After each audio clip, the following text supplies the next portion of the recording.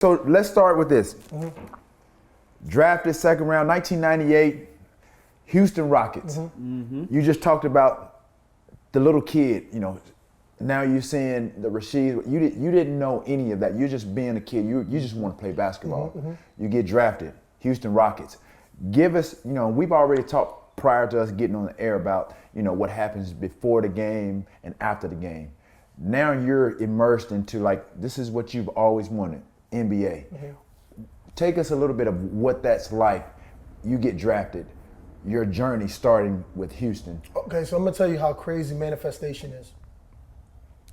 I used to carry a wallet. In my wallet, card was Scottie Pippin. Younger you. Yes. Okay, college. Okay. Scottie Pippen and Eddie Jones. So Eddie Jones was my guy because he played for Temple. So I wanted to play like Eddie. I wanted to be like Scottie and Eddie because I thought they just did everything, right? It just makes the team that much better. Right. Fast forward, Eddie Jones and I are like this now. He giving me sneakers while he's in the pros, and he was in college, he was giving me sneakers, the whole thing. I'm watching the first NIL ever, right here. You know what I'm talking about? You know what I'm talking about? So, and then guess what? God is so amazing to the point where as long as you can think it, it can become. Absolutely. 98, gets drafted, first round, no first round. I'm worried. I'm walking down the street, the whole thing. I'm coming back to the house. All the family's at the house, the whole thing. Commercial. I come back inside the crib.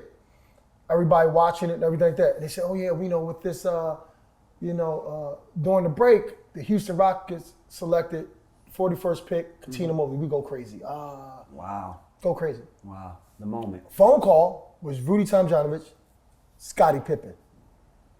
I didn't even poop my pants. I could not believe Scottie Pippen's on the phone. I could not believe this. Oh. I couldn't believe it. And to this day, I always say I'm so lucky because the more I think things, the more they become. But it was so surreal. And for years, I didn't really grasp, but like I'm in the pros.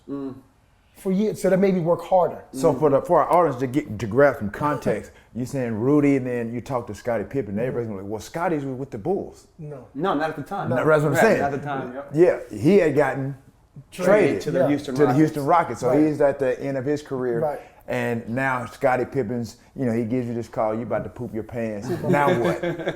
Poop my pants. You go to CVS, you get you some diapers. Yeah. And again, second round picks usually don't get calls from future Hall of Famers neither. So that you were pretty special second round pick. So crazy, right? So I get to Houston, and he was everything I thought of. He kept me with them every single day, early in the morning, teaching me moves, post ups, how to play defense, how to shrink the court. He gave me and then Michael would come. Michael would come because he wasn't playing that year. So he would come hang with Scottie. So now I'm with Michael, Scottie, Charles Barkley, and Akeem Olajuwon. Wow. They on a plane, they playing cards and whatever it is over there. And I'm just sitting here like soaking up, like I cannot believe basketball I am heaven. sitting here right now. It's basketball heaven. At 22, 23 years old. It was the top, Michael, Scottie, Charles, Akeem. Yeah. That's 4 of the top 50. Yeah. At that time. Now it's 75. 4 of the top 50. Yeah. And the best in their position.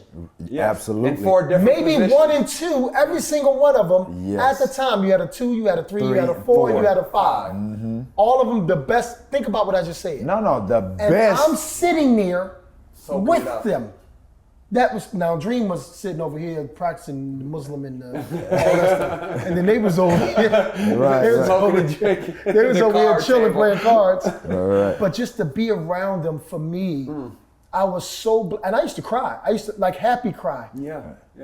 And then it was like, I was so nervous I thought, seriously, I used to think that if I go to sleep and wake up, my superpowers will be gone. I felt like that, man. I was so humble and modest. Like it was like, oh, I should be here. It was like, it's such a privilege of me being with these guys that I'm gonna do everything I can. I'm gonna try to squeeze everything I can. Be a sponge, absorb you know everything. what I mean? So that's for me was amazing, man.